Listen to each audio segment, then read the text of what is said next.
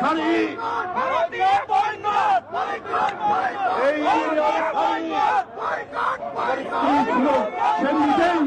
সেই নিজেই এই শাড়ি দিয়েছে। এইটা আজকে আপনাদের সামনে ছুঁড়ে ফেললাম। আর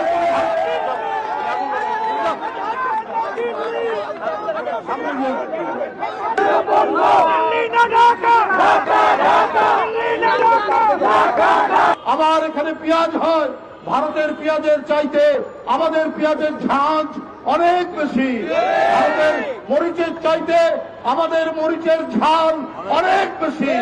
আমরা যদি আমাদের জায়গা না থাকে আমরা ছাদের উপর মরিচ লাগাবো, আমরা বাড়ির উঠোনের মধ্যে আমরা পেঁপে গাছ লাগাবো, আমরা পেঁয়াজ লাগাবো, তাও আমরা ওদের মুখাপেক্ষী হব না।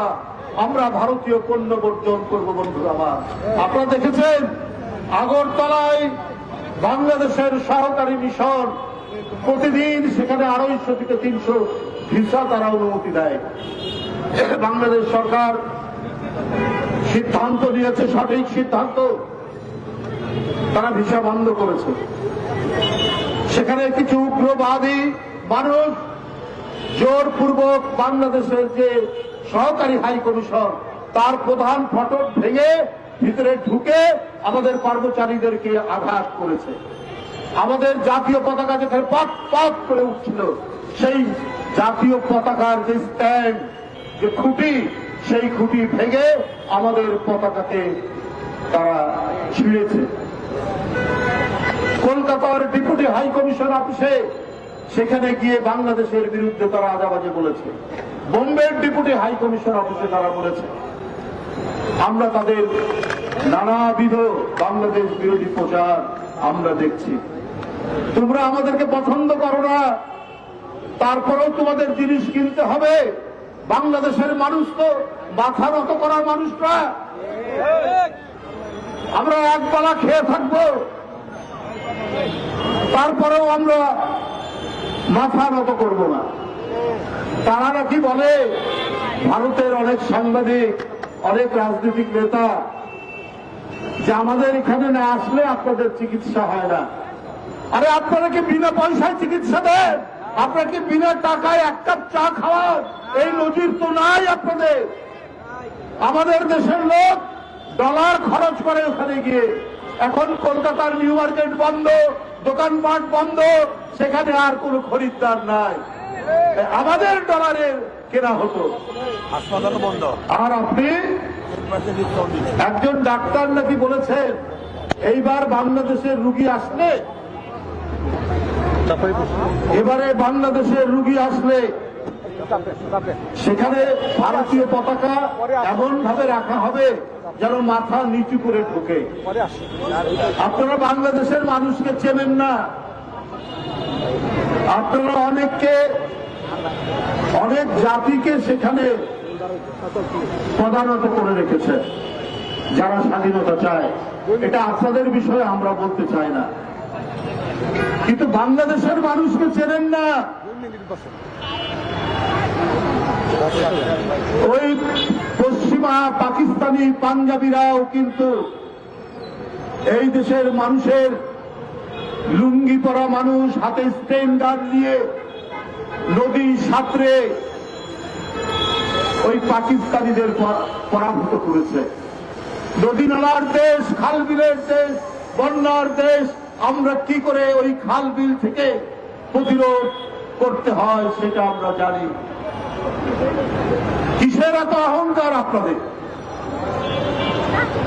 কেন আপনারা প্রধানত করে রাখতে চান? বলেন আমরা পেঁয়াজ না দিলে ওরা খেতে পারবে না, আমাদের আদা না গেলে আমাদের খেতে পারবে না। আমরা আপনাদের আদার দরকার নাই, পেঁয়াজের দরকার নাই। আমাদের বান্দরবনে, আমাদের পার্বত্য চট্টগ্রামে প্রচুর আদা হয়, আমাদের নীলফামারীতে প্রচুর আদা হয়। আমরা আদার চাষ বাড়িয়ে দেব, আমরা রসুনের চাষ বাড়িয়ে দেব। আপনাদের উপর আমরা মুখাপেক্ষী থাকবো এটা ভাবার কারণ নাই যে আপনারা আমাদের একটু দেবেন আর যা বলবেন তাই শুনতে হবে। ওইটা দুই একজন হাসিনার মতো লোক থাকতে পারে, কিন্তু কোটি কোটি বাংলাদেশের এইটা করবে না। তবে আমি আমার দেশের মানুষকে বলবো, ওরা যে বাংলাদেশের মর্যাদাকে লুণ্ঠিত করার চেষ্টা করেছে, ওরা যে বাংলাদেশের পতাকা পুড়িয়েছে, আমাদের মর্যাদা হানি করার চেষ্টা করেছে, আমরা ভারতের পতাকাকে লাঞ্ছিত করব না। আমরা আরেকটি স্বাধীন দেশের মর্যাদাকে আমরা ছোট করব না। আমরা প্রত্যেক জাতির যে স্বাধীনতা সার্বভৌমত্ব, সেইটিকে আমরা সম্মান করব। আমরা ওদের মতো এরকম ছোট লোকটি করব না। গতকাল সমস্ত রাজনৈতিক দল নিয়ে প্রধান উপদেষ্টা বসেছিলেন, বৈঠক করেছেন। আমরা জাতির সংকটকালে এইভাবেই আমরা ঐক্যবদ্ধ হব, এইভাবেই আমরা আগ্রাসন ঠেকাবো। আমি আবারও বলছি, বন্ধুরা আমার, যারা আমাদেরকে অপছন্দ করে, যারা শুধুমাত্র একজন ব্যক্তি, যে ব্যক্তি বাংলাদেশের মানুষের উপর অত্যাচার করেছে, নিপীড়ন করেছে, গুম করেছে, ছাত্র জনতাকে রক্তে রাজপথে রক্তের বন্যা ভাসিয়ে দিয়েছে, সেই হাসিনাকে, সেই আপনার নিষ্ঠুর হাসিনাকে তারা পছন্দ করে, বাংলাদেশের মানুষকে পছন্দ করে না। বাংলাদেশ টিকে থাকুক এইটা চায় না। আজকে তারা নানা ধরনের উস্কানি দিচ্ছে বাংলাদেশে মানুষের মধ্যে,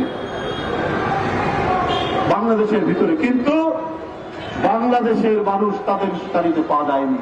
ছোট্ট দুই একটা গোষ্ঠী থাকতে পারে, তারা চিহ্নিত হয়ে গেছে, তারা বাংলাদেশের মানুষের কাছে উন্মোচিত হয়ে গেছে।